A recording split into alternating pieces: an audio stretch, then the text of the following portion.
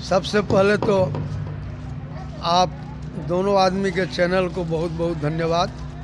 मैं राम खिलावन बौद्ध, रिटायर +2 के हेडमास्टर हूँ। वैसे मैं मोहनिया में रहता हूँ। सामाजिक कार्य में थोड़ा सा रुचि है मेरी। तो इस संदर्भ में जो ये कार्यक्रम यहाँ पर हो रहा है, सुपा सुदर्शन ऋषि की जयंती मनाई जा रही है। तो इस क्रम में बहुत लोग सांसद महोदय भी आए थे और सब सामाजिक सेवा करने वाले राजनीतिक लोग, इलाके के गणमान्य व्यक्ति भी यहाँ पधारे थे। इसी क्रम में मैं भी यहाँ पहुँचा हूँ और इस जयंती के बारे में विशेष नहीं कहते हुए हमें यही कहना है कि बहुजन समाज के जितने भी संत महापुरुष नायक हैं उनको सबसे पहले नमन करते हुए मैं सुपा सुदर्शन ऋषि के बारे में 2 शब्द केवल परिचय दे देना चाहता हूं कि ये द्वापर युग महाभारत में इनकी कथा कुछ वर्णित है। हमारे बहुजन समाज के जितने संत महापुरुष हुए, पहले तो शिक्षा पर ही प्रतिबंध लग गया, पढ़े लिखे नहीं थे, लेकिन अपने साधना, सच्चाई, ईमानदारी, कर्तव्य निष्ठा के बल पर ये लोग रूढ़िवादिता, अंधविश्वास को दूर करने की भरसक कोशिश किए और मनुवाद, ब्राह्मणवाद से बहुत ज़बरदस्त लड़ाई लोगों ने लड़ा है।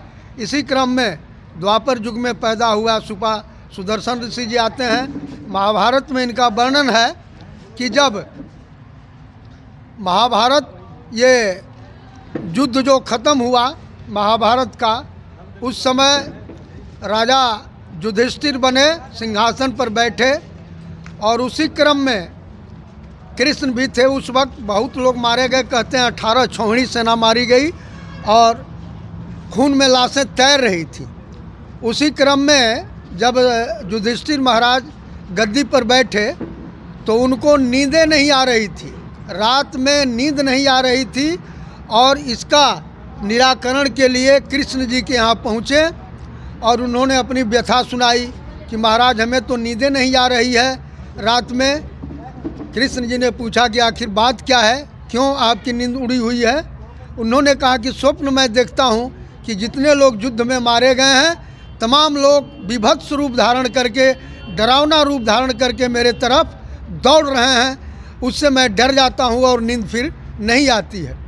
तो उन्होंने कहा, कृष्ण जी कहे कि हाँ भाई, आपके गद्दी के चलते तमाम लोग मरे हैं, तो आपका फर्ज बनता है कि सबका तर्पण करें और एक यज्ञ करें, तब इस पातक से, इस दोष से आप मुक्त हो पाएंगे। उसी क्रम में युधिष्ठिर जी ने कहा कि भाई कितना ही धन जन की क्षति हुई थी, लेकिन फिर भी राज था। लोगों ने इनको सुझाव दिया कृष्ण जी ने, तो ये इंतजाम किए। बहुत तत्काल में यज्ञ का इंतजाम हुआ और सारे इलाके के लोग, ऋषि महर्षि या जो भी महापुरुष थे, गणमान्य लोग, सबको आमंत्रित किया गया। कृष्ण जी इनको बताए थे। जब युधिष्ठिर ने पूछा कि कैसे हम समझेंगे कि मैं पातक मुक्त हो गया, मैं दोष मुक्त हो गया, तो कृष्ण ने कहा कि भाई जब आप दोष मुक्त हो जाइएगा तो आकाशीय घंटा 7 बार बजेगा, तब आप समझिएगा कि मैं दोष मुक्त हो गया। यज्ञ हुआ, तमाम लोग आए, आमंत्रित थे, तमाम लोग खा करके चले गए। लेकिन एको बार जो कृष्ण जी के अनुसार एको बार घंटा बजा नहीं, कह गए नहीं, सब तमाम लोग तो खा के जितने थे लोग चले गए, घंटा एक भी बार भी नहीं बजा। फिर ये युधिष्ठिर जी गए कृष्ण जी के यहाँ, कहे कि महाराज आप तो ऐसे कहे थे, घंटा एक बार भी नहीं बजा, आकाशीय घंटा, कैसे मैं समझूं कि यज्ञ पूरा हो गया। कृष्ण ने कहा कि देखिए, जो भी खाया है, ज़्यादा समय नहीं ले रहे हैं, जो लोग भी खाए हैं वो तमाम कोई न कोई उनमें दोष, भले थोड़े हो या ज़्यादा हो, दोष मुक्त कोई नहीं है। लोभी पापी कुछ न कुछ है ही है लोगों में, इसीलिए निश्चल, निष्कामी, निष्पापी कोई व्यक्ति भोजन नहीं किया, इसलिए आपका घंटा नहीं बजा। कहा कि तब किसको बुलावें भाई। कहा कि एक बनारस में, वैसे इधर तो संत महात्मा बहुत कम हैं, लेकिन एक बनारस में सुपा सुदर्शन ऋषि हैं जो कि आपके यहाँ आ जाएंगे तो आपका यज्ञ पूरा हो जाएगा और घंटा बजेगा। भाई कौन जाएगा। भीम थोड़ा बलशाली थे उनके दल में।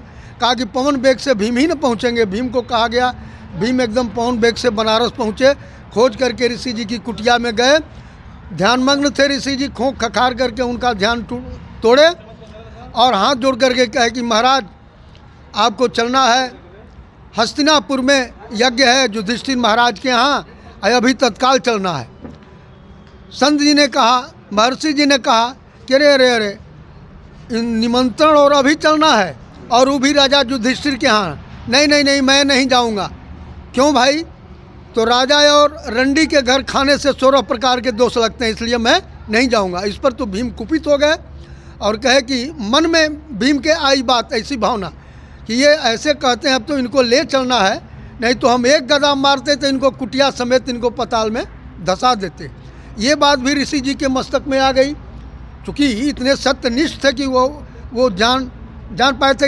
इस तरह से भी आपके आक्रोश भरा चेहरा देख करके आपको भान हो जाएगा कि आदमी का मूड मोशन क्या है।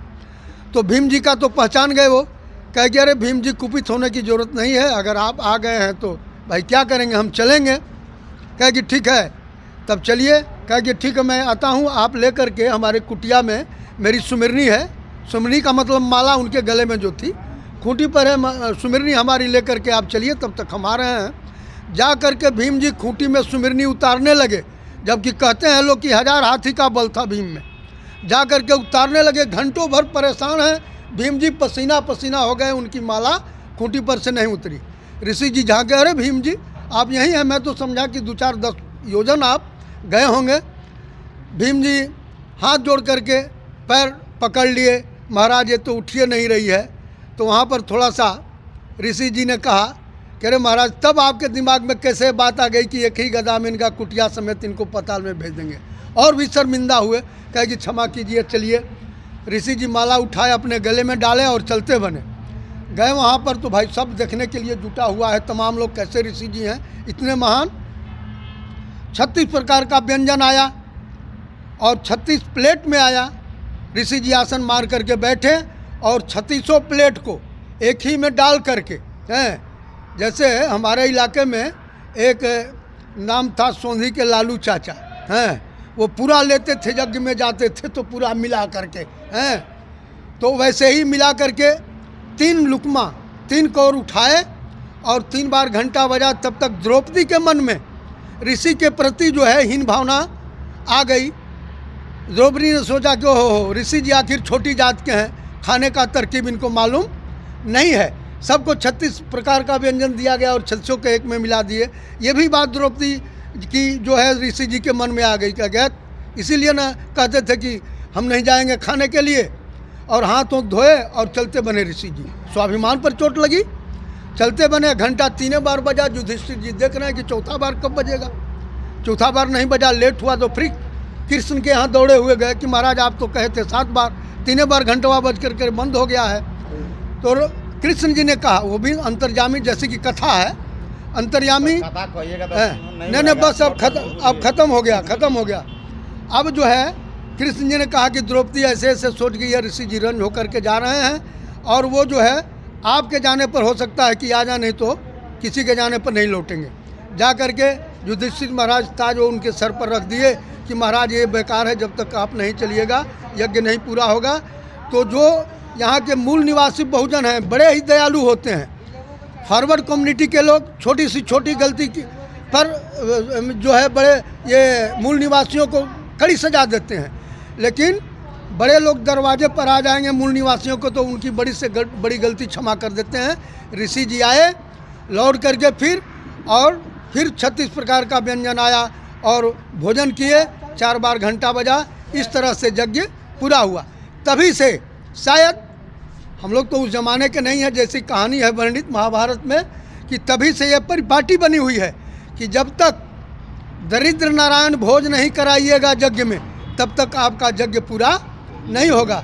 ऐसे हमारे महापुरुष और संत थे जिनका इतिहास दबाया गया, उसको प्रकट नहीं किया गया।